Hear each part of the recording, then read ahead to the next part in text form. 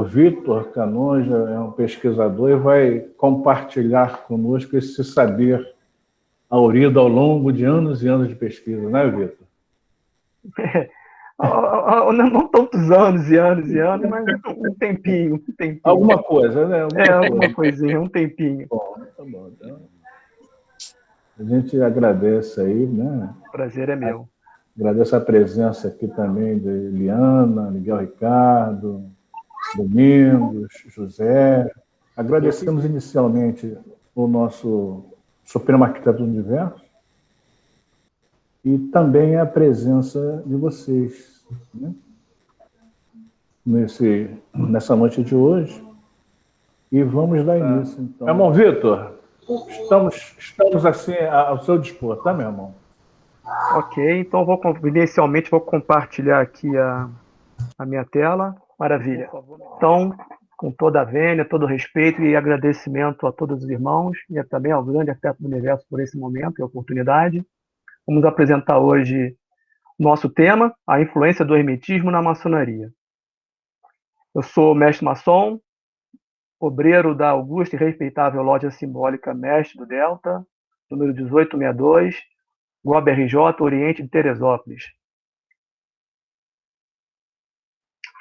Inicialmente, quero agradecer pelo convite e também a todos que proporcionaram a realização da reunião de hoje, destacando o irmão Dias, o bem-amado irmão Fernando Amposta, em especial a presença dos queridos irmãos da augusta e respeitável loja simbólica Mestre do Delta, número 1862, no Oriente de Teresópolis, Rio de Janeiro, aos bem-amados irmãos da loja Mestre Escocês de Santo André, AME, no Oriente de Niterói, Rio de Janeiro, aos irmãos da loja de perfeição Amor e Caridade, no Oriente de Petrópolis, Rio de Janeiro, aos caríssimos membros da Academia Hermética Urânia, às irmãs e irmãos maçons do Ledro Alman, Ordem Maçônica e Mista Internacional, aos fratres e sorores da antiga e mística Ordem Rosa Cruz, e também a todos os amigos e irmãos das demais ordens fraternais. Espero que a reunião de hoje seja agradável e produtiva e que possamos fazer valer a pena o tempo que passaremos juntos. Gostaria de destacar que não pretendo ser a última palavra no assunto, mas sim aguçar a curiosidade e criar novos questionamentos. Em respeito à metanarrativa de cada um, irei apresentar alguns conceitos buscando o seu contexto histórico e acadêmico, levando-os a novas reflexões. Os símbolos e interpretações foram baseados nas pesquisas de livros e de sites cujos acessos são livres, mas iremos preservar o segredo de cada grau. Inicie com essa citação de Giordano Bruno, que foi teólogo, filósofo do período renascentista e um marco na história do livre pensamento e das ciências emergentes. É prova de uma mente mesquinha e humilde desejar pensar como as massas ou a maioria, simplesmente porque a maioria é a maioria. A verdade não muda porque é ou não acreditada pela maioria das pessoas. O objetivo da presente apresentação: compartilhar o resultado de estudos relacionados à história da maçonaria e ao hermetismo, apresentar os principais conceitos sobre hermetismo, apresentar as diversas teorias sobre a gênese maçônica, apresentar as heranças deixadas pelo hermetismo na maçonaria e, principalmente, alimentar um convívio sadio entre irmãos e irmãs que gostam de conversar sobre os assuntos relacionados ao tema apresentado. Vamos seguir o seguinte sumário: uma introdução que já foi feita, depois o que é hermetismo, possíveis origens da maçonaria, apenas possíveis origens, teoria da origem do hermetismo, que é uma das possíveis origens, é a teoria do hermetismo, a maçonaria iluminista, nós iremos explicar por que existe essa designação, e o legado, finalmente, o legado do hermetismo na maçonaria. Finalizando com uma conclusão onde abriremos a perguntas e debates. Começando o que é hermetismo. Com o reaparecimento na Europa Ocidental do corpus hermético, por volta de 1460 da Era Comum, a filosofia hermética traz à tona a cultura helênica, o pensamento neoplatônico e as suas práticas. O hermetismo irá influenciar os movimentos alquimistas, rosacrucianos, maçônicos, teosóficos e chegará aos nossos dias com novas roupagens e uma linguagem contemporânea. Costumamos dividir o hermetismo em 3 fases ou 13 etapas. O hermetismo clássico, que pega o período greco-egípcio, ou ptolomaico, ou um hermetismo helênico, que começa aproximadamente no século I, antes da Era Comum, e vai até o século IV da Era Comum. O hermetismo renascentista, ou cabalístico, ou alquímico, com grande influência judaico-cristã, que começa justamente no século IV, com a tradução do corpus hermético, indo até por volta do século XVII. E o hermetismo moderno, cuja maior influência é a publicação do Kybalion, os movimentos New Age, modernismos atuais, onde se mistura qualquer conceito relacionado ao macro e microcosmo com o esoterismo e o ocultismo. Nós hoje iremos falar basicamente sobre essa parte do hermetismo renascentista, porque é justamente essa etapa, essa fase do hermetismo, essa formatação que ele é conhecido, que irá influenciar posteriormente a maçonaria. Introdução ao hermetismo. Classicamente, o hermetismo tem 2 vias: hermetismo prático ou operativo, que se aprofunda nas tradições astrológicas, alquímicas e teúrgicas. E o hermetismo teórico ou teológico, que se aprofunda nos aspectos mais abstratos do conhecimento do homem, do universo, da criação de ambos e do propósito de ambos. O objetivo dessa apresentação é fazermos um passeio pelo hermetismo renascentista sob o ponto de vista teórico, mas não esquecendo dos aspectos modernos e clássicos. À nossa esquerda aí, nós temos uma imagem que eu peguei na Wikipédia sobre a tradução a primeira tradução do corpus hermético, quando ele foi traduzido do grego para o latim. Quem faz essa tradução é esse irmão que está aí na foto, que é o Marcílio Fitino. Marcílio Fitino está na origem dos grandes sistemas de pensamento renascentista e da filosofia do século XVII. Traduziu o corpus hermético e as obras de Platão do grego para o latim. Segundo Fitino, existiria uma antiga e consistente tradição teológica que se propõe a subtrair a alma do engano dos sentidos e da fantasia, para conduzi-la à mente que percebe a verdade e a ordem de todas as coisas que existem em Deus ou que emanam de Deus. Para Fitino, a manifestação do ser, em todas as suas expressões, revela no seu âmago a presença divina infinita na natureza. Em 1462, Marcílio Fitino reúne em Carede, que é uma vila próxima a Florença, ela fica aproximadamente 10 quilômetros de Florença. À esquerda aí temos a imagem do círculo ou da Academia de Carede. Fitino reúne alguns amigos a fim de reviver os estudos de Platão, não como um exercício escolástico, e sim como uma filosofia prática. Então, esse grupo estava mais voltado à parte prática, e aí nós vamos ter aquele aspecto alquímico, astrológico e teúrgico, mas também não deixando os aspectos filosóficos e teológicos. O grupo assumiu o nome de Academia Platônica, também conhecida como Academia Neoplatônica Florentina, ou ainda como Círculo de Carede, e influenciou artistas como Botticelli, Michelangelo, Rafael, Tiziano e muitos outros. A Academia de Fitino chegou a ser um lugar de peregrinação para os maiores intelectos e almas brilhantes durante a sua vida e após a sua morte, a morte no caso de Fitino. Muitos estudantes de Cared percorreram o mundo levando os seus ensinamentos. Vamos ter, por exemplo, Giordano Bruno, que foi aluno de Fitino, e que mais tarde ele vai caminhar pela Europa, indo inclusive até a Inglaterra. O hermetismo renascentista tem grande influência do cristianismo e da Cabalá. Isso se fez necessário para melhor aceitação pelo público cristão.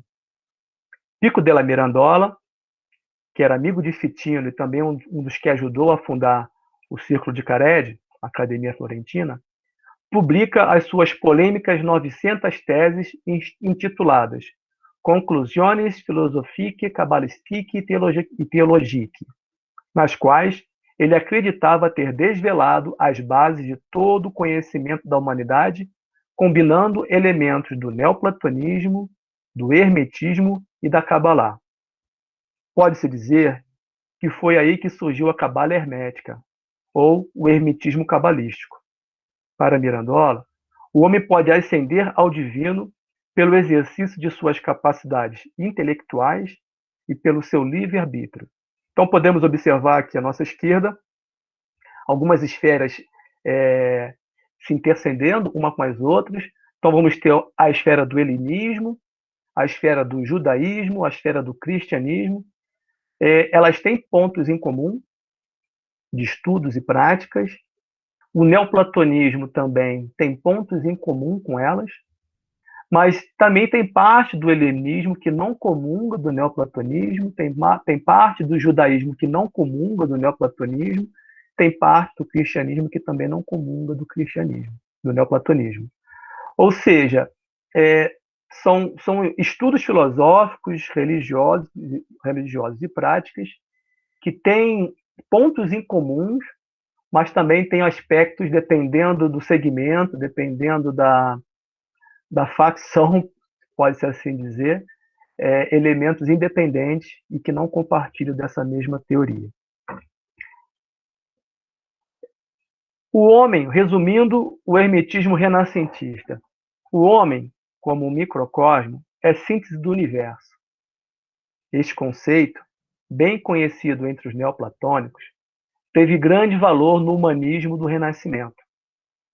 Mas um ponto interessante é a ideia de uma continuidade e uma certa ligação no desenvolvimento filosófico e religioso, desde os antigos, como Zoroastro, Pitágoras, Platão, chegando nos teólogos do cristianismo medieval, dando uma noção do universalismo, bem diferente do sectarismo e a opressão vigente na sua época. Então, o hermetismo ele tem essa característica de ser mais universalista realmente, ele é mais aberto, mais tolerante que os demais segmentos. O hermetismo advoga possuir 3 etapas: conhecer a si mesmo, entender ou conhecer o divino e começar o processo de união do eu com o divino. E na alquimia nós iremos chamar essas 3 etapas de negrido, albedo e rubedo. Os escritos hermetistas do início do século XVII eram repletos de iconografias alquímicas. Os símbolos alquímicos foram misturados com palavras em latim para representar o hermetismo. Por ser helênico em sua origem, ou seja, vamos lembrar que o hermetismo ele nasce no Egito Ptolomaico, e temos uma influência grega misturada com uma cultura egípcia. Esse sincretismo é denominado de helenismo. Então, a origem do hermetismo é helênica. Por ser helênico em sua origem, o hermetismo era de difícil assimilação. Portanto, o uso dos símbolos astrológicos, combinado com uma intrincada narrativa alquímica, facilitou a sua aproximação na cultura europeia. Ou seja, o europeu, no período que o Fitino faz a tradução do Corpus Hermeticum, estava muito impregnado ainda do cristianismo medieval. Então, ele precisa dessa roupagem alquímica para poder penetrar na cultura europeia. Esta heráldica oculta foi utilizada por diversos grupos esotéricos. Em um primeiro momento, pelos Rosacruzes alemães e depois pelos maçons ingleses. A França, por estar geograficamente entre ambos, mais tarde, como nós veremos na apresentação de hoje, ela será o cadinho do hermetismo maçônico. Então, vamos fazer uma conclusão parcial sobre essa introdução ao hermetismo. O hermetismo nasce por volta do século I antes da Era Comum, no Egito Ptolomaico, tendo como narrativa a cultura helênica. A sua parte filosófica e teológica fica registrada no Corpus Hermético. Em 1460, o Corpus Hermético é traduzido por Marcílio Fitino, do grego para o latim. Devido à sua natureza helênica, o hermetismo utiliza a simbologia alquímica e cabalística para perpetuar os seus ensinamentos. A Academia Neoplatônica de Florença foi um grande polo de difusão dos estudos e práticas herméticas. O hermetismo advoga possuir 3 etapas: conhecer a si mesmo, entender ou conhecer o divino e começar o processo de união do eu com o divino. Possíveis origens da maçonaria. Então, entendendo o que é o hermetismo, agora vamos para as possíveis origens da maçonaria. Meus irmãos e irmãs, estou correndo um pouco por conta da quantidade de assuntos e quero tentar fazer tudo em 1 hora. Possíveis origens da maçonaria. Vou rapidamente explicar o que eu costumo denominar de pêndulo filosófico. À nossa esquerda nós temos um quadro pintado por Rafael, mais à frente, lá no final, nós vamos tornar a esse quadro, onde temos Platão apontando para cima e Aristóteles com a mão dele apontando para baixo. A filosofia desde a Grécia tem 2 pontos de debates e estudos. Uma platônica, com os interesses voltados mais à parte metafísica, e uma aristotélica, mais voltada para a parte prática da vida. Não vou dizer materialista, mas ela é mais voltada para a parte prática da vida.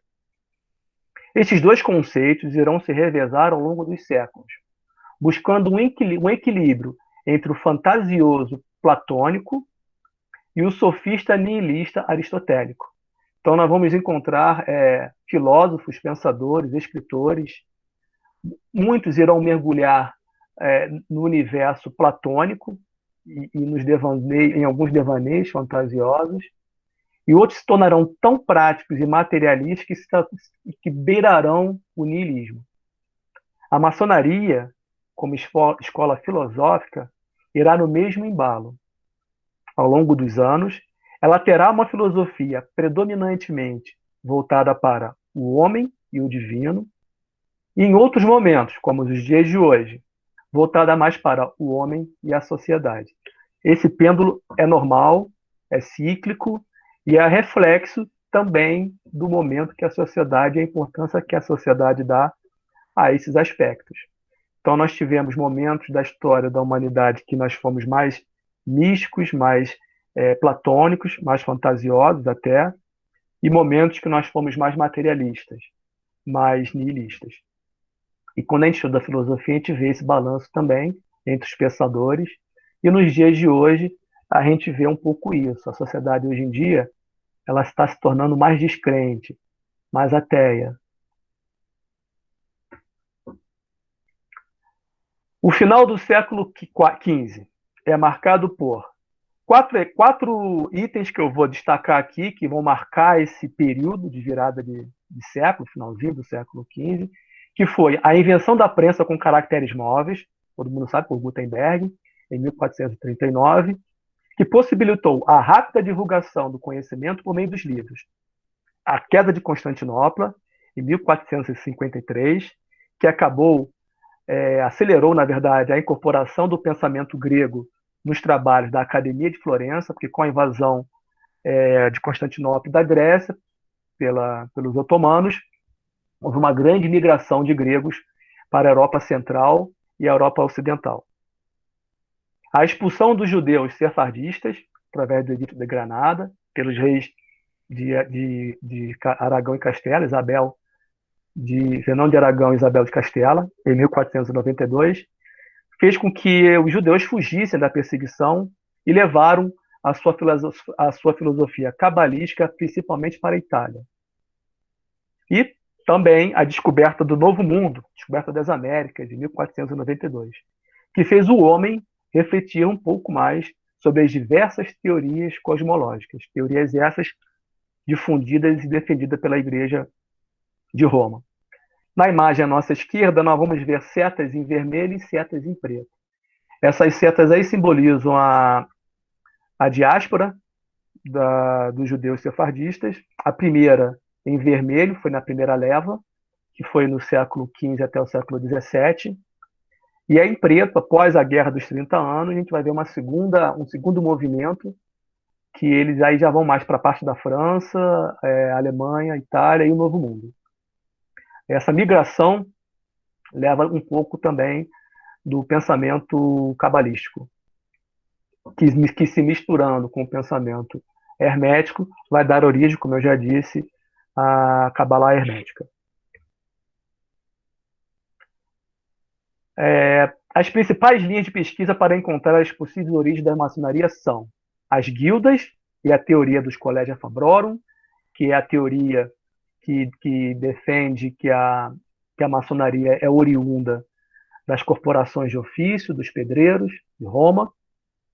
Outra teoria são as cruzadas, que defende que a maçonaria teria origem com os templários e os cruzados. Isso aqui pode ser até fruto de uma futura apresentação também.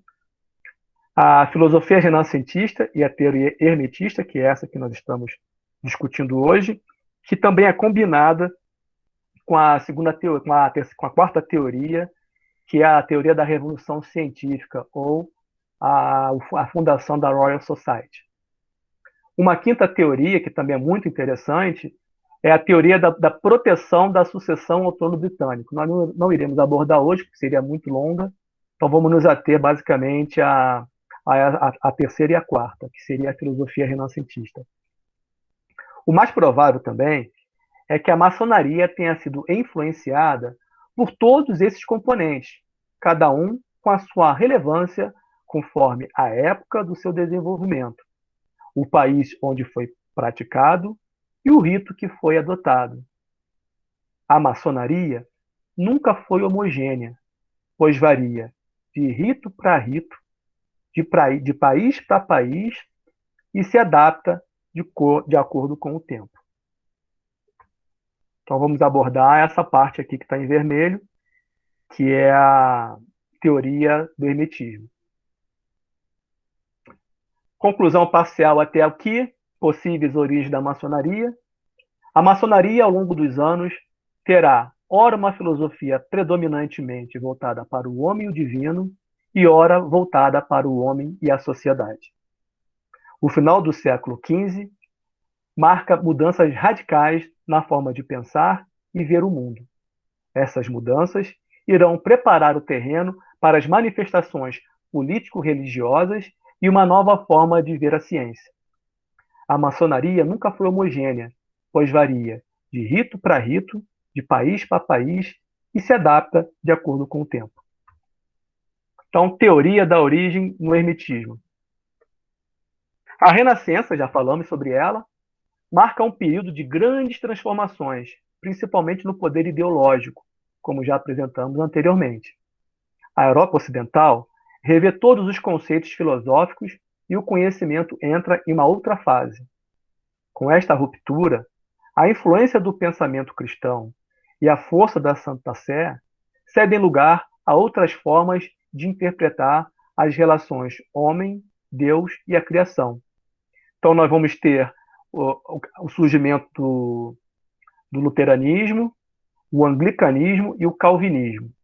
Tá? E juntando esse conjunto, esse momento de pensamento filosófico e religioso, é conhecido por todos como a Reforma Protestante.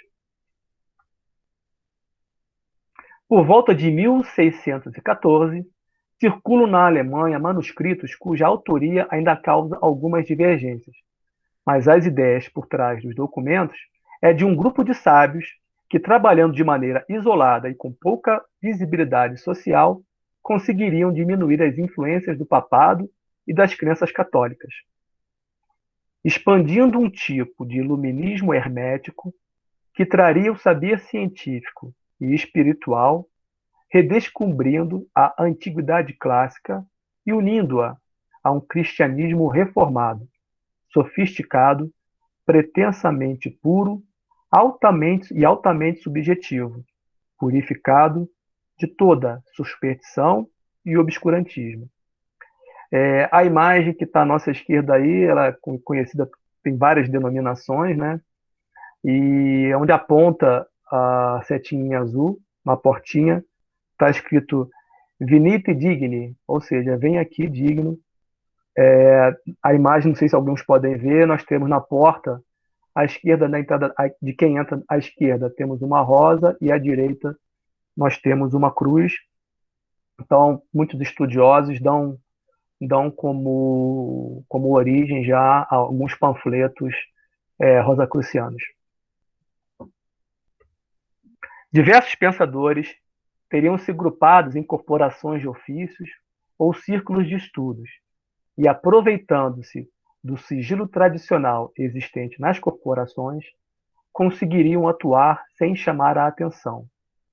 Na Alemanha, alguns grupos se autodenominaram Rosacruzes. Esse desenho está à nossa esquerda aí, né? Que é a Rosa de Lutero. Aqui eu coloco essa observação. Interessante notar que o nome Rosa Cruz provavelmente tenha se inspirado no selo pessoal de Martinho Lutero, ainda que haja outras teorias. Os Rosa Cruzes do século XVII se utilizavam do linguajar alquímico, hermético e cabalístico para transmitirem os seus conhecimentos. Então, nós tínhamos dentro desses círculos de estudo, esses círculos de Rosa Cruz, círculos de filósofos, através de uma linguagem alquímica, hermética e cabalística, misturando, né, fazendo todo um mosaico, eles utilizavam para que o homem se entendesse, o homem se desenvolvesse como pessoa e, por reflexo, uma projeção social. Uma projeção, na verdade, uma projeção na sociedade. Não como destaque, mas como uma melhoria no ambiente social. O conflito religioso entre católicos e protestantes atingiu seu clímax na Guerra dos 30 Anos. Como consequência, as pequenas nações germânicas estavam arrasadas.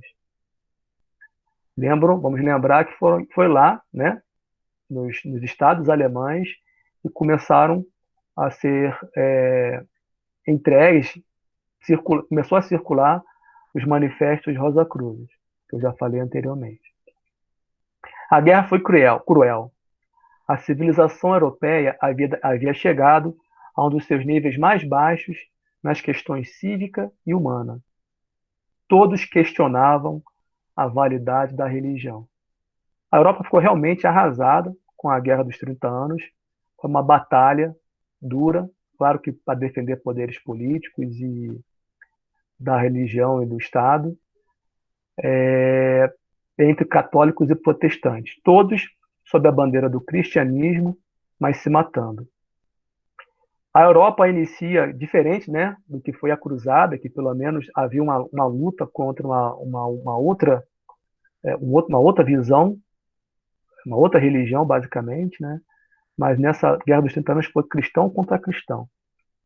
A Europa inicia, isso vai impactar profundamente a Europa, as sucessões dinásticas e etc. Infelizmente, aprofundar nas consequências da Guerra dos 30 Anos não será o nosso objetivo de hoje, mas também fica aberto aí para futuras conversas. A Europa inicia a sua revolução científica e quebra todos os paradigmas religiosos. Os conhecimentos só eram considerados corretos depois de confirmados pela experiência e pela razão. É a fase da revolução científica. Então, aquela visão filosófica que beirava a fantasia platônica, ela é deixada de lado, ela é retirada, ela é descartada justamente para evitar que a fantasia provoque os devaneios religiosos. Em 1660 é fundada a Royal Society, com a finalidade de desenvolver estudos e pesquisas desvinculados do fanatismo e superstições religiosas. Esta sociedade irá reunir filósofos, alquimistas, médicos paraceusianos. Médicos paraceusianos era Paracelso foi um médico alquimista, né? Influenciou muitos médicos que seguiam seu modus operandi, sua forma de trabalhar, e que nutriam pretensões políticas e ideias herméticas sob um ideal platônico de um Estado governado por sábios. Conceitos hermetistas como a lei da correspondência, acho que todos devem conhecer, né? Quem conhece o Cabalhon sabe o que eu estou falando. A lei da correspondência, da vibração, da polaridade, do ritmo, serviam de bases para as pesquisas científicas. É desenvolvido um sistema de moralidade interno, velado por símbolos e transmitidos por alegorias, conciliando os instrumentos das corporações de ofício com um código oculto. Então é ali, na Royal Society, começa a haver essa mescla de uma tradição de ofício, que a gente pode, mais para frente vamos ver isso, que alguns vão chamar de uma maçonaria operativa, uma maçonaria primitiva, já com um pensamento desenvolvido pelo Renascimento, ou pela Renascença. É ali que ocorre essa mescla. Então, até aqui, teoria da influência da filosofia hermética.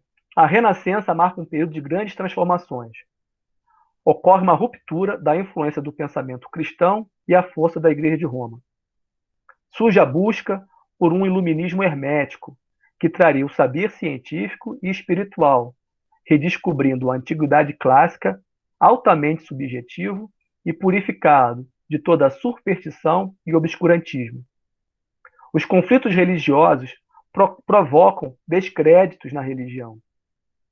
A Europa inicia sua revolução científica e quebra todos os paradigmas religiosos. Os conceitos só eram considerados corretos depois de confirmados pela experiência e pela razão. Surge a Royal Society, que desenvolve um sistema de moralidade interno cercado de um código oculto.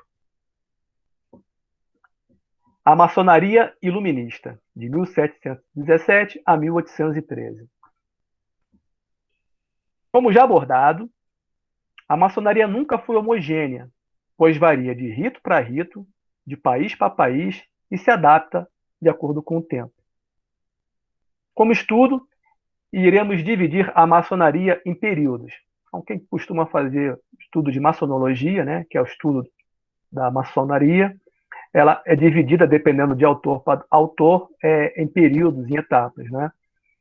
Hoje nós vamos colocar essa apresentação, essa forma de 5 períodos, denominados de maçonaria mítica, a outra maçonaria primitiva, um outro período a maçonaria iluminista, depois a maçonaria clássica e a maçonaria contemporânea. A maçonaria mítica é aquela que é baseada nas Old Charts, né, que são documentos que contam a história do surgimento das corporações de ofício de pedreiro, mas que sempre misturam dentro daquele documento um pouco de história. Então, nós vamos ter documentos dizendo que a maçonaria surgiu lá com Adão e Eva. Outros documentos vão dizer que foi um determinado rei, Alterston, que teria desenvolvido a maçonaria. Então, cada documento, outros vão dizer que foi com Euclides, né, um grande matemático. Cada um vai colocar um documento e vai contar uma história, uma lenda, para criar um clima de mistério e antiguidade dentro daquela corporação. A gente costuma chamar de mítica justamente porque, como é difícil de comprovar o fato histórico, ele fica muito próximo à lenda e ao mito. Vai até 1598, com o Estatuto de Shaw. Shaw foi um arquiteto da corte do rei James I da Inglaterra, James IV da Escócia, que caminha pela Escócia e cria um estatuto para colocar a ordem na casa, dentro das corporações de pedreiro que existiam na Escócia. Então, muitos estudiosos pegam esse estatuto como o estatuto que mostra, olha, realmente, existia um estatuto, existiam assembleias, existiam atas, e com essa documentação a gente pode dizer que realmente a maçonaria ele já existia. Para trás disso aí fica cada vez mais difícil entender ou encontrar documentos que provem. Sabe-se que existia, mas a comprovação histórica, o documento primário, fica difícil de encontrar. A maçonaria primitiva, ela pega esse período aí do Estatuto de Chaun até 1717, que todo mundo sabe que foi a data da fundação da Grande Loja de Londres. A maçonaria iluminista, vamos pegar esse período aí de 1717 a 1813, que a gente vai realmente o desenvolvimento da maçonaria inglesa. A gente vai ver mais para frente essa parte aí. A maçonaria clássica, ela pega esse período aí de 1830 até 1950, que é quando termina, basicamente, a Segunda Guerra Mundial, ela acaba em 45. E após a Segunda Guerra Mundial, a maçonaria começa, não só a maçonaria, como o mundo como um todo, ele começa a ter uma nova pegada, uma nova forma de se apresentar.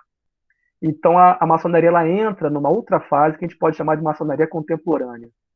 Okay? Então, de 1950 para cá, a maçonaria tem uma forma de ser, a maçonaria clássica tem uma outra forma de ser, de abordar temas, de interpretar os símbolos. E a maçonaria iluminista é o período de muita confusão, como nós vamos ver agora.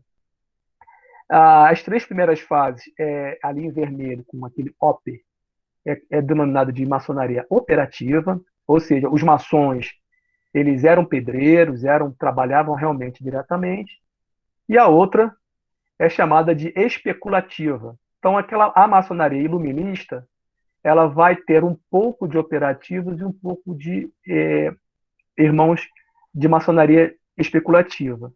E depois, dali para frente, basicamente, ela deixa de ter operativos e passa a ser basicamente especulativa. Lembrando que, como cada país tem a sua forma de trabalhar, a maçonaria, as datas dos períodos irão variar de lugar para lugar. Utilizei como parâmetro, nos estudos de hoje, a Inglaterra. Tá? A Inglaterra, por ser a que reconhece as demais potências, a gente utiliza como referência para o estudo. Mas não é o único estudo. A gente pode tomar como base os períodos de estudos a França, e aí iremos fazer uma outra configuração nas datas, tanto na parte mítica, primitiva, iluminista, etc. Iríamos acrescentar até outros ciclos aí, mas para facilitar, nós estamos utilizando o parâmetro inglês. À nossa esquerda, nós temos uma imagem, né? A liberdade armada com o cetro da razão, derrubando a ignorância e o fanatismo. Atrás da liberdade, nós temos uma imagem, uma figura segurando o leão, que pode ser a força ou a temperança. Então, vamos destacar aqui a maçonaria iluminista. Vou passar rapidamente, que todo mundo já conhece a história. No dia de São João, 24 de junho de 1717, 3 lojas londrinas e uma loja de Westminster realizam um jantar conjunto na cervejaria O Ganso e a Grelha. Eles criam uma associação e a denominam de Grande Loja de Londres e Westminster. Quem não entrou, quem estava fora desse combinado aí, vamos chamar assim, tinham 3 opções. Ou entravam para essa grande loja que acabou de ser criada, ou se juntavam e formavam as suas próprias grandes lojas, ou caminhavam independentes, isolados. Em 1723, James Anderson publicou as Constituições da Maçonaria, também conhecida como Constituição de Anderson, com a finalidade de regulamentar as regras e estabelecer a autoridade da Grande Loja de Londres, buscando, desta forma, reunir as demais lojas sob o seu comando. Muitas lojas não aderiram, pois se consideravam livres, formadas por maçons livres. Muitos maçons não gostaram das novas regras. Quais regras? As regras da Constituição de Anderson. E denominaram esta nova modalidade de maçonaria como os modernos. Modernos eram chamados todos os maçons que aderiram à Grande Loja de Londres. E antigos eram os maçons que não aderiram. Se nós fôssemos trazer para o linguajar de hoje, a gente pode, aquela brincadeira que tem, né? Raiz e Nutella. Então, o pessoal da antiga costuma falar, não, porque eu sou raiz, isso aqui é um hábito raiz da antiga. E trata a modernidade, né, os novinhos, é uma pessoa muito Nutella. Então a gente pode trazendo para hoje uma maçonaria dos Nutella e a maçonaria dos raízes, né? Mas vamos manter aqui a designação acadêmica. Modernos eram os maçons que aderiram à Constituição de Anderson, e antigos eram aqueles maçons que já tinha lá de 1598, 1600 e etc. Em 1751, foi fundado a Grande Loja dos Antigos. Vamos lembrar que foi aquele pessoal que não quis se juntar à Grande Loja de Londres. Eles criticavam a Grande Loja de Londres por ter realizado muitas alterações nos rituais. Infelizmente, nós temos alguns documentos que dizem quais foram essas alterações. Comentá-los, eu creio que estaria ferindo alguma parte da ritualística, embora muita coisa tenha sido publicada também, em 1730, mas enfim, eu retirei esse comentário desse slide, tá? De quais foram essas alterações realizadas. Mas foram alterações que feriram muito a forma tradicional que a maçonaria vinha sendo feita. Podemos observar que a maçonaria já existia antes de 1717. Pode-se afirmar que em 1717 foi fundada a Grande Loja de Londres, a dos modernos, muito mais voltada às atividades sociais e políticas do que a dos antigos, que era mais voltada para os aspectos transcendentais. Como eu não vou abordar hoje a teoria da preservação do trono, que tinha disputa entre a dinastia de Hanover e a dinastia dos Stuarts, mas a criação da Loja de Londres, ela teve também como finalidade isso, defender o trono dos Hanover, em contrapartida, não permitir que os Stuarts, né, que era da família do James I, James II, etc., não crescesse na Inglaterra, na Grã-Bretanha. Este desentendimento entre antigos e modernos irá durar até 1813, quando ambas as grandes lojas irão se unir, formando a Grande Loja Unida da Inglaterra, todos sabem. Contudo, entre 1660, que foi a fundação da Royal Society, e 1813, que foi a união dos antigos e dos modernos, muitos graus, rituais e ritos foram criados. Em sua grande maioria, se não falar quase que todos, né, foram desenvolvidos pelos antigos. Vamos lembrar que os antigos não aceitavam a Constituição de Anderson e eram mais transcendentais, tinham uma visão mais metafísica. A forma de olhar é diferente dos modernos. Acho que todos já entenderam, né, a diferença dos antigos para os modernos. Os modernos exigiam a constituição de uma loja para conceder a patente de funcionamento. Ou seja, para existir uma loja maçônica, tinha que ter lá toda aquela constituição que a maioria de nós conhecemos e um estatuto para amparar. Para conceder. Já os antigos, a patente era concedida a um mestre maçom, desde que pagasse por isso. É interessante, os antigos, eles não precisavam ter uma loja para conceder. Se o irmão era mestre maçom, ele pagava um valor, e não era barato, ele comprava, quem vendia, quem emitia essa patente eram os Stuarts. Os Stuarts, na época, estavam precisando de dinheiro para poder retomar o trono. Eles vendiam essas patentes. Era uma forma que eles tinham de levantar dinheiro. Vender patente para que a pessoa pudesse abrir sua loja, criar o seu rito, etc. Um mestre maçom patenteado poderia desenvolver graus, desenvolver rito e constituir um maçom sem que houvesse necessariamente uma loja aberta. Vamos imaginar a loucura que isso vai dar, né? Em 1725, a maçonaria chega na França. E em 1728, a Grande Loja da França é fundada. Mas em 1736, com receio de haver complôs devido ao discurso de Ramsay, esse discurso de Ramsay está envolvido com a história do templarismo. Tá? O Ramsay ele dizia que a maçonaria surgiu com os templários e que os templários deveriam, por direito, exigir o que lhe foi subtraído pela coroa francesa e o papado. Então, imagina o caos que isso vai causar, pensando que vários maçons vão querer brigar por isso, pelos poderes materiais dos templários.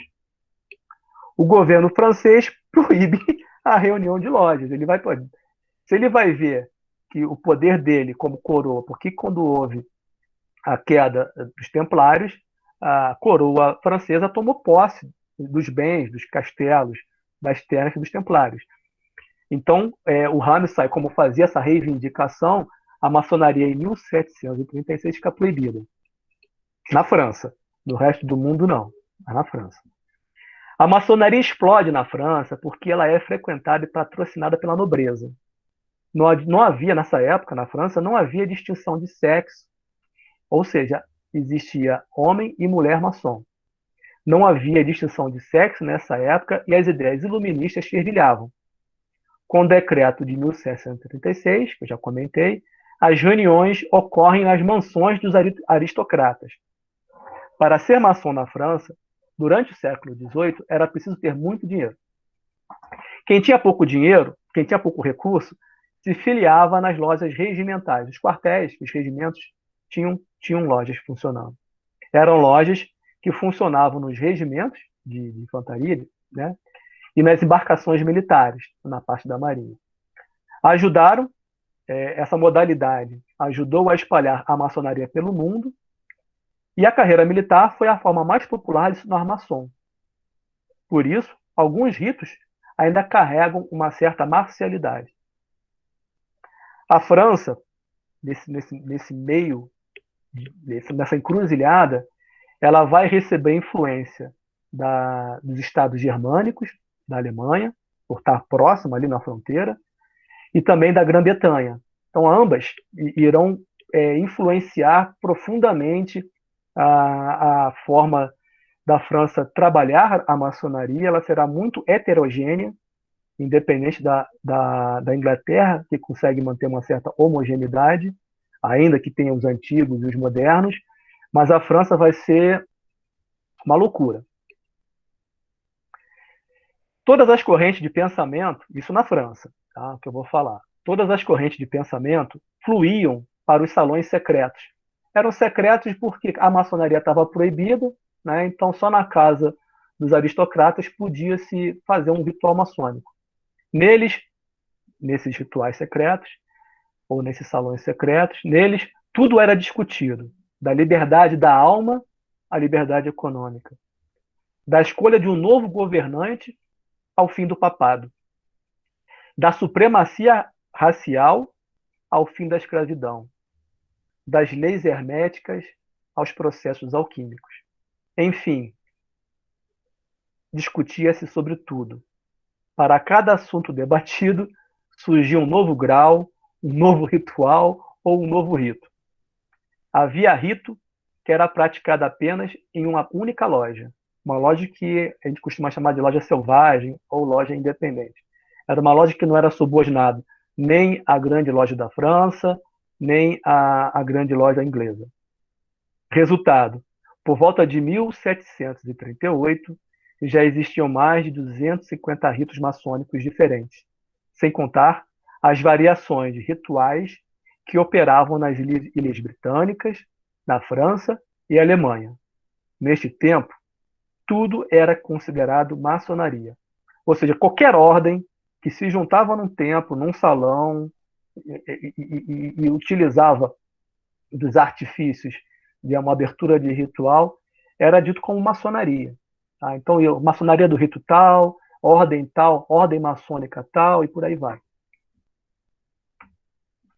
Em 1773, a Grande Loja da França rompe com a Grande Loja de Londres e muda o seu nome para Grande Oriente da França. O motivo? A imposição da crença de um único Deus. Para a maçonaria francesa, a crença não deveria ser imposta. Em meio ao caos formado pelas inúmeras lojas selvagens, independentes, né, e as filiadas às grandes lojas ou Grande Oriente, e os capítulos responsáveis pelos demais graus, como havia vários graus, quem coordenava esses graus era um corpo denominado capítulo, capítulo que vem de cabeça, né? Capitanear, capitão. Então, você tinha as lojas que trabalhavam do grau 1 ao 3, e ali à frente eram os capítulos que faziam essa coordenação. O Grande Oriente da França vai criar em 1700, bom, imagina o caos que estava, né? Em meio a esse caos. Lojas, cada uma trabalhando de um jeito, cada capítulo trabalhando do seu jeito, venda de patente, charlatanismo, enfim, estava uma confusão.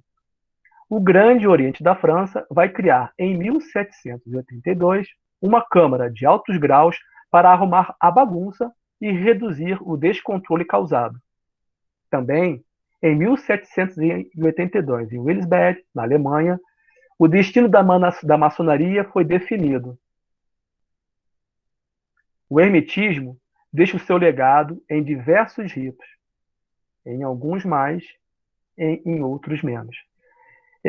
Com essa reunião, esse período aí de 1782, nós vamos entender, a maçonaria finalmente vai traçar o seu rumo, ou seja, o que ela realmente, para que veio, qual é o objetivo principal dela.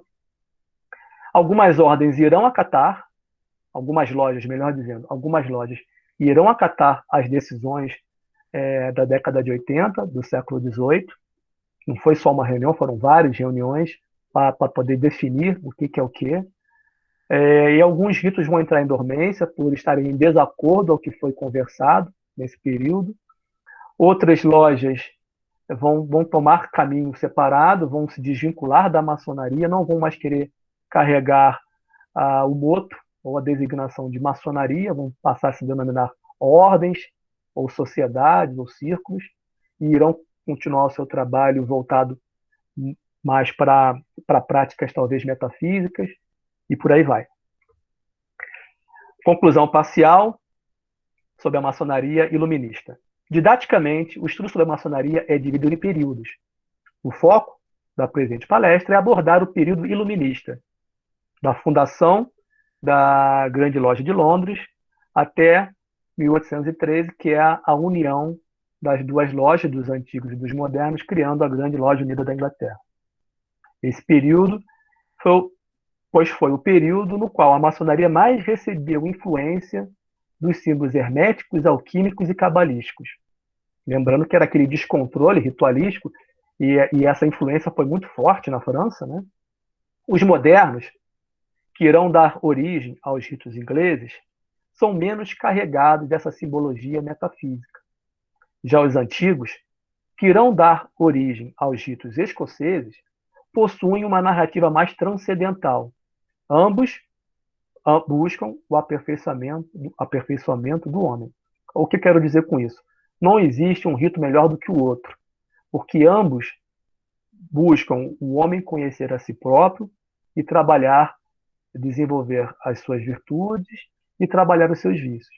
Só que cada uma vai fazer uma abordagem de uma forma. A França, por ser fronteiriça com a Alemanha e a Itália, lembrando que na Itália foi o berço do Renascimento, a Alemanha desenvolveu o rosacrucianismo e a alquimia, né? Recebeu muita influência das correntes herméticas, alquímicas e rosacruzes. Quem recebeu? A França, né? A década de 80 do século XVIII marca a variedade de rituais praticados na Europa, alguns sérios e outros nem tanto. A maçonaria define o seu rumo, e quem não se adequa transforma-se em outras ordens. Mas o legado hermético permanece na decoração, nas joias e nas alfaias.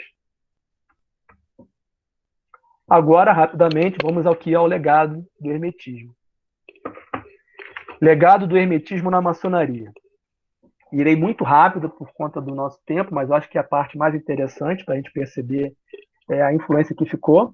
Esse quadro aí foi pintado por Rafael, tá? Ele se encontra na Stanza della Signatura, no Vaticano, e é denominado a Escola de Atenas. Então, a imagem eu coloquei lá no início, nós temos ali no centro Platão e Aristóteles, e no entorno deles dois, vários filósofos e pensadores. Vou avançar um pouquinho para vermos a imagem que vai ficar, e aí eu vou destacar, mais uma vez, Próximo a Platão, nós temos uma seta verde para cima, ou seja, esse lado do Platão é tudo que está voltado ao pensamento em busca do belo, do verdadeiro e o justo. E isso nós vamos encontrar ali naquela estátua de Apolo, que está lá no canto superior esquerdo de quem olha para a tela. Apolo, ele é representado por uma folha de louro, um ramo de louro que representa Apolo, representa a verdade e o divino. Do lado direito, no lado superior direito, nós vamos ter a estátua de Atena, a deusa da sabedoria, do intelecto, do discernimento. E o ramo que é associado a Atena é um ramo de oliveira. Então, os irmãos aí, eu acredito que muitos irmãos vão conseguir entender, né, essa imagem que está à nossa frente. Infelizmente, em respeito a sigilo, não irei fazer mais comentários sobre, mas para aqueles curiosos, eu sugiro que façam uma rápida pesquisa nas lojas de alfaias que nós temos pela internet e vocês irão encontrar um avental que terá o desenho, né, do louro e da oliveira. Esse quadro ele já mostra o impacto que a Renascença, o Hermetismo, a escola de Fitino tem na maçonaria. Para os irmãos que são íntimos, né, dessas duas representações, desses dois ramos que encontram na nossa frente. Continuando, o piso mosaico, né? Eu acredito que, como nós temos sessões brancas em templos, muitos parentes nossos, né, profanos, não iniciados, conhecem o pavimento mosaico. Então, eu estarei rompendo nenhum segredo ritualístico aqui. Dentro da visão hermética, ele representa a visão do bem e do mal, a necessidade de viver os contrastes para atingir o discernimento. É a fase do negrido da alquimia. Para se tornar mestre do seu destino, é preciso caminhar entre esses dois opostos, o bem e o mal. Caminhar sobre o piso de xadrez da existência o fará um apreciador das engrenagens que movem o mundo, sem se deixar ser levado pela correnteza. Abaixo do piso mosaico, nós temos ali o corvo, que é o símbolo da fase do negrido, sobre uma pedra do albedo. Então, é o momento da transformação, né? É o conhecendo-se a ti mesmo. O Sol e a Lua, né? Mais uma imagem também muito conhecida, para quem já entrou numa loja maçônica, em sessão aberta, e observou no fundo da loja, que nós chamamos de Oriente, o desenho de uma lua e de um sol. A posição de um e de outro, né, varia de acordo com o rito. E também alguns ritos não têm o sol e a estrela. Tá? Alguns ritos têm, outros ritos não têm. O Sol e a Lua. Segue um trecho da Tábua de Esmeralda, que é um dos documentos atribuídos a Hermes Trismegisto. E assim como todas as coisas vieram do um, assim todas as coisas são únicas por adaptação. O Sol é o pai, a Lua é a mãe. O vento o embalou em seu ventre, a terra é a sua nutridora. O Sol representando o pensamento epistemológico, ou seja, aquela verdade de Apolo, e a Lua como um parco reflexo da verdade, representando as opiniões de cada um. Esse encontro da verdade verdadeira, aquela verdade epistêmica, e a opinião de cada um, que é apenas um reflexo de uma verdadeira vontade, sincretizam-se nesse universo aí representado pela Tábua de Esmeralda. Tem outras representações mais ocultas também, mas essas daí são interessantes. As duas colunas do templo. Então, essa imagem aí é uma maquete. Qualquer pesquisador e estudioso da Bíblia conhece, não precisa ser maçom para conhecer, então também não estarei falando nada demais. Toda a matéria é composta de forças positivas e negativas. É a lei da polaridade, né, do hermetismo, para que possa se manifestar de forma íntegra e equilibrada.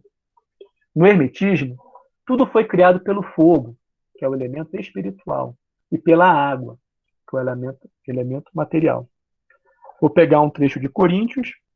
Com força estabelecerei a minha palavra, que é o Logos, e a minha casa, a criação. Então, quando a gente fala com força estabelecerei a palavra, nós podemos representar a letra hebraica Yud. O Yud está vinculado ao tetrax, né, que são aquela representação em forma de triângulo. É uma bolinha, 2 bolinhas, 3 bolinhas, 4 bolinhas, uma sobre a outra, somando todas dá 10. E nós vamos ter o Yud, ele mais tarde, quando ele sofre uma transliteração para o latim, ele vira um J.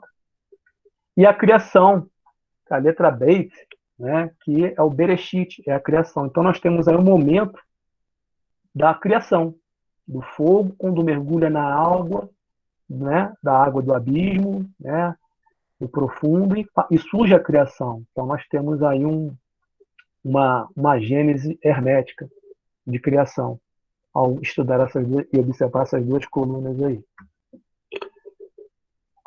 O esquadro e o compasso. O esquadro simboliza o quadrado, os 4 elementos, e, para todo estudioso de esoterismo e ocultismo, o quadrado está relacionado com a matéria. O compasso é a circunferência, e todo o círculo representa a infinitude ou a transcendência. A união de ambos os símbolos representam o microcosmo, o que as duas colunas que eu acabei de falar anteriormente representam no macrocosmo, ou seja, a combinação, o encontro da parte espiritual com a parte material. É o encontro da consciência humana com as leis cósmicas ou herméticas, representada pelo selo de Salomão. E nós temos aí uma joia utilizada em um dos ritos maçônicos, que é a estrela de 6 pontas ou o selo de Salomão, denominado selo de Salomão. Para finalizar, o pelicano e a rosa cruz. Até então eu falei do negrido e do albedo, agora eu vou falar do rubedo. O início da fase do rubedo é representado por este símbolo, esse que está à nossa esquerda aí. O ser não é mais escravo, o eu é absorvido pela divindade. Tal absorção confere poderes e deixa de ser prisioneiro. Sua vontade apenas reflete as intenções divinas. Enxerga o todo, não mais a mesquinhez. Para guiar os outros à perfeição, é primeiro preciso ser perfeito. O pelicano é a imagem da alma que se dedica de coração à grande obra. Para concluir, eu abro. Antes eu tenho uma conclusão rápida. Após o ano de 1782, inúmeros ritos e rituais foram adormecidos. Outros deixaram a maçonaria convencional, tornando-se outras ordens. Muitos escritores, como William de Almeida de Carvalho, defendem a tese de que a maçonaria seria um experimento da democracia ou uma nova forma de governar, ao molde da Nova Atlântida de Francis Bacon. Para outros, como Jean-Baptiste Villermoz, a maçonaria tem as ferramentas necessárias para unir o ser humano à sua essência divina. Vários foram os ritos que desaguaram no mar da maçonaria. Suas origens se perdem na poeira do tempo. Cada dia, novas peças surgem para nos ajudar a entender o que de fato os nossos mestres do passado realmente pretendiam. Mas cabe a nós, os atuais portadores e mantenedores da tocha, preservar o que há de mais importante, ou seja, ser hoje uma pessoa melhor do que ontem. Sempre ajudar na construção de um mundo melhor. E, quem sabe um dia, participar da grande obra. Finalizando, fazer uma citação do Jean-Baptiste Villermoz, né, que foi um dos criadores do rito escocês retificado, um rito ao qual eu tenho grande apreço. Em verdade, o que me atraiu para a maçonaria foi o rito escocês retificado. Então vamos ao Villermoz. Ó tu, que acabas de ser iniciado no seio da sabedoria, filho da virtude e da paz, atenta a nossas palavras e permite que tua alma se abra aos ensinamentos da verdade. O caminho para uma vida feliz e o êxtase em sua fonte te serão mostrados. Ensinar-te-emos como cultivar, com vitalidade e sucesso, todas as capacidades que a providência te concedeu. E desta forma, faremos de ti um auxílio para a humanidade e um participante dos mistérios e bênçãos do divino. Aqui, agora agradeço a todos aí. Muito obrigado. Vitor, nós que agradecemos a sua explanação e aos presentes eu gostaria de que deixem uma boa noite a todos. Até quinta-feira. Quinta-feira estamos juntos. Nossos incertos passos, vinde, guiar.